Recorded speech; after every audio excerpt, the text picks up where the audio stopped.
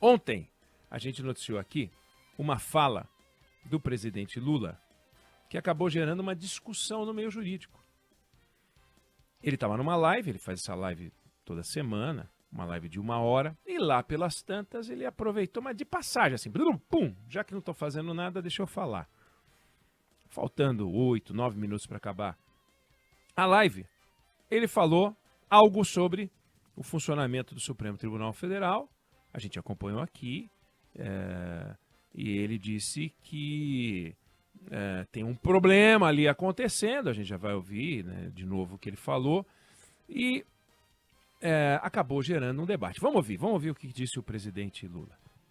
Se eu pudesse dar um conselho, é o seguinte, a sociedade não tem que saber como é que vota o ministro da Suprema Corte. Eu acho que o cara tem que votar, ninguém precisa saber, votou a maioria 5-4, 4-6-4, 3-2, não sei ninguém saber, foi o Showa que votou, foi o Camilo que votou, porque aí cada um que perde fica com raiva, cada um que ganha fica feliz. Então, para a gente não criar animosidade, eu acho que era preciso começar a pensar se não é o jeito da gente mudar o que está acontecendo no Brasil. Porque do jeito que vai, daqui a pouco, um ministro da Suprema Corte não pode mais sair na rua, não pode mais passear com a sua família, sabe? Porque tem um cara que não gostou de uma decisão dele. Bom, por partes. As sessões do Supremo Tribunal Federal sempre foram abertas e a gente acompanha o voto de cada ministro, né? É preciso que se diga que o voto de cada ministro não constitui a decisão do Supremo Tribunal Federal. O que constitui a decisão do Supremo Tribunal Federal é a soma desses votos, quando você contabiliza cada uma das manifestações. Aí você soma, deu 6-5, 7-4, seja lá o que for. Então, nesse processo em que os juízes votam, em público, você tem discussão, você tem briga, e você tem uma transmissão quase igual a uma partida de futebol. O placar vai sendo divulgado na medida em que os votos vão sendo colhidos. E as redes sociais vão se manifestando. Aí o mundo externo vai se mexendo na medida em que a votação vai acontecendo. Tá 1-0. Olha lá, 1-1. Agora ficou 2-1. Meu Deus, pro lado de cá, será que empata? Aí empata. Empatou. Aí os votos vão sendo computados. De repente, Supremo forma a maioria e acabou e tal. É um clima de reality show.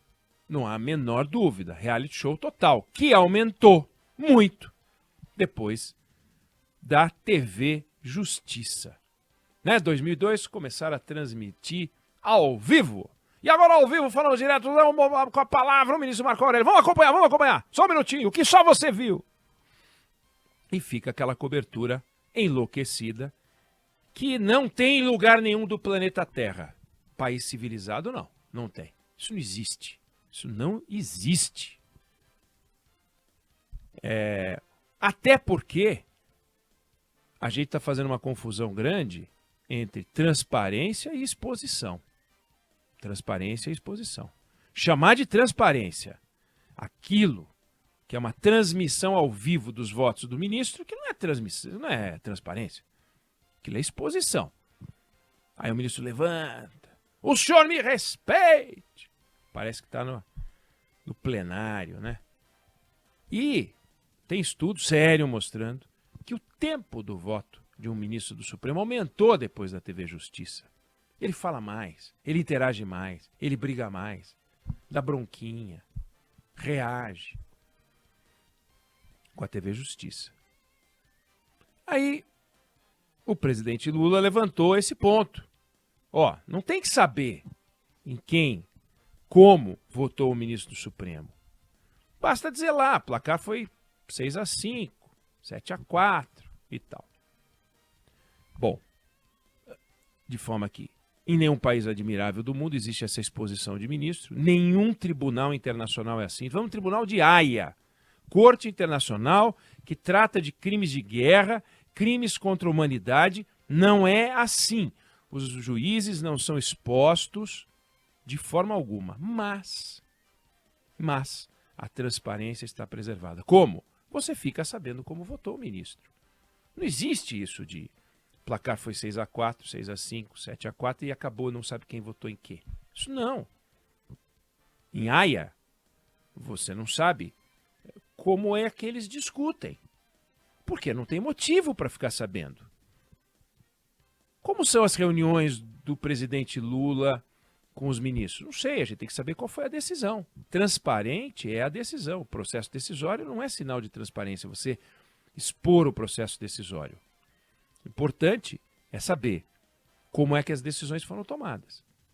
Então vamos pegar o caso da Suprema Corte Americana, onde os juízes não se expõem. A gente não acompanha o voto de nenhum dos juízes.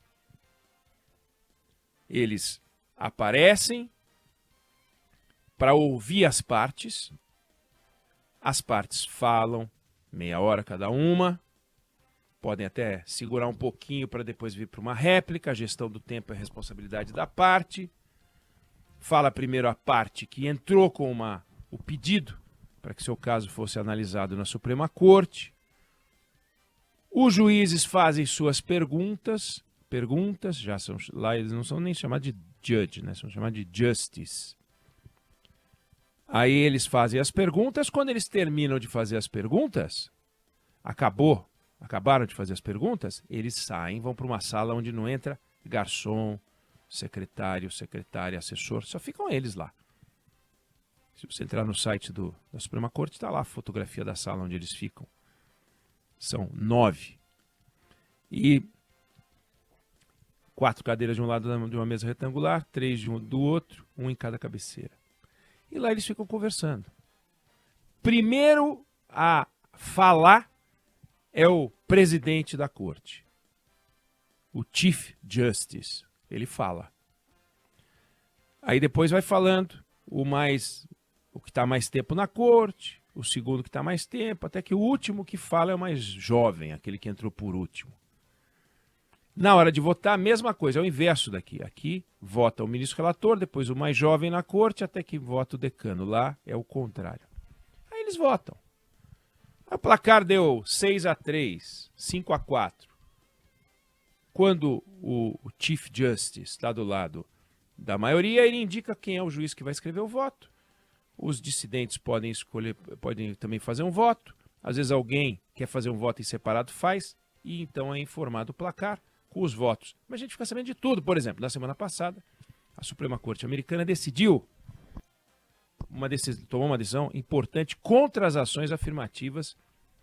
O caso envolvia 2 universidades, uma delas Harvard, decidiram que era inconstitucional. As universidades americanas estão proibidas de usar critério racial no processo de admissão de estudante.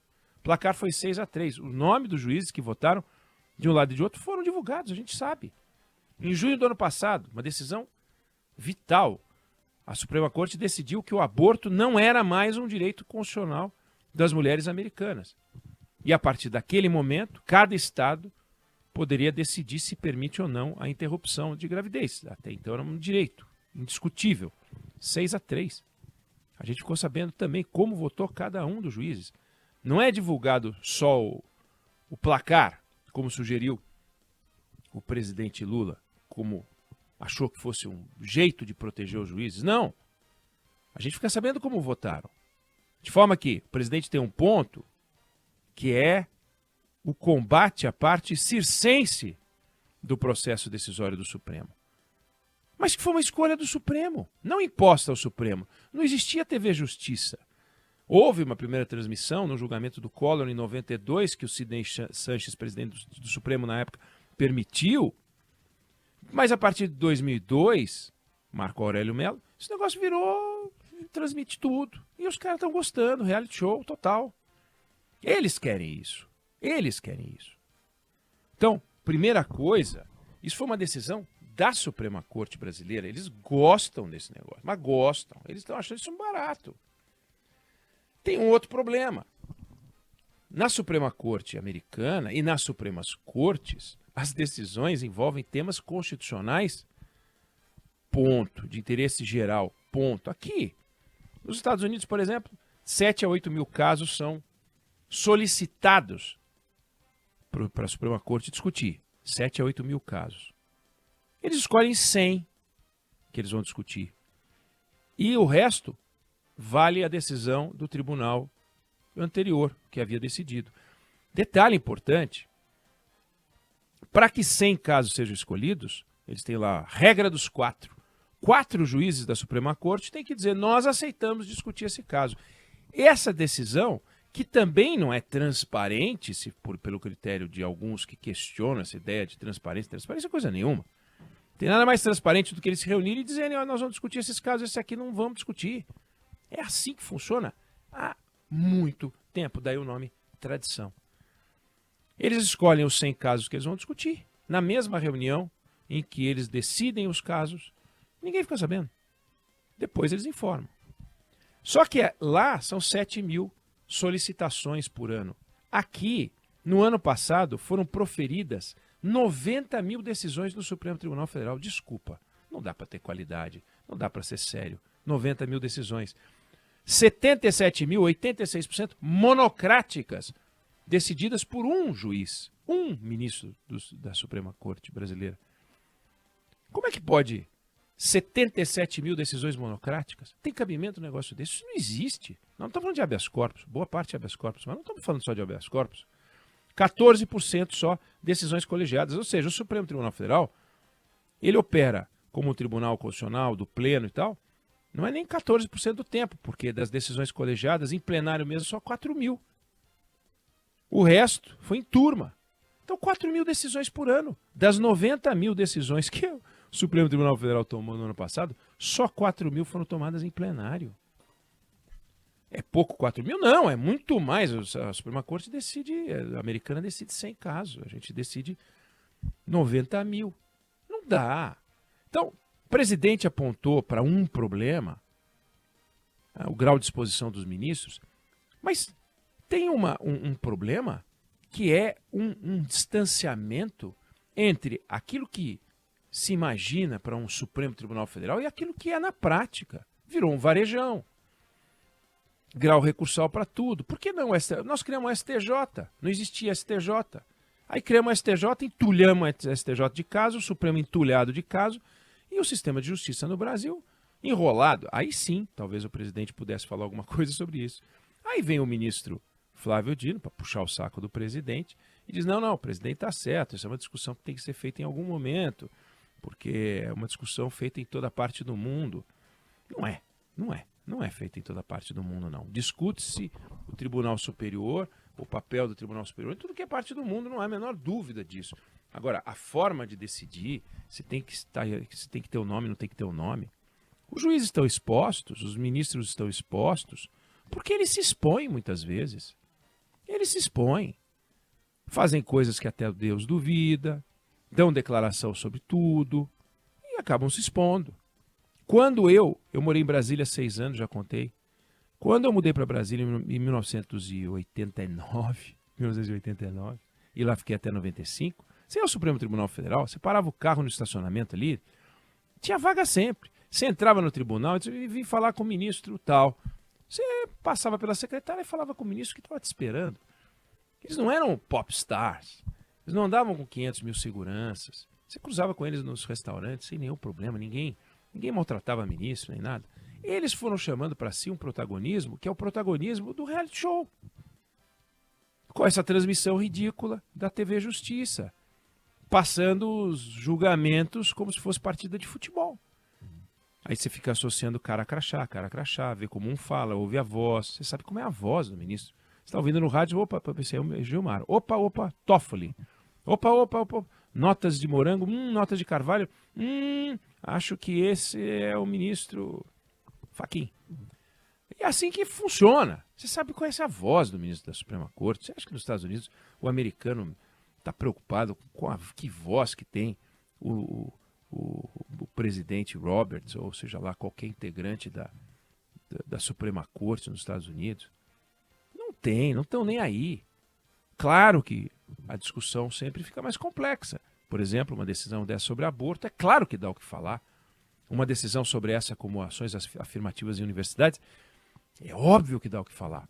Mas o Supremo Tribunal Federal tem que decidir coisas que realmente interferem na vida das pessoas, do ponto de vista constitucional. Como aqui tudo é constitucional, já tem, claro, um pouco mais de processo, bem mais, diga-se de passagem.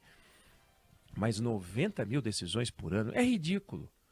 E 77 mil decisões monocráticas é um absurdo completo. Então, há absurdos completos que os ministros da Suprema Corte não querem decidir, não querem discutir. Eles fingem que não é com eles.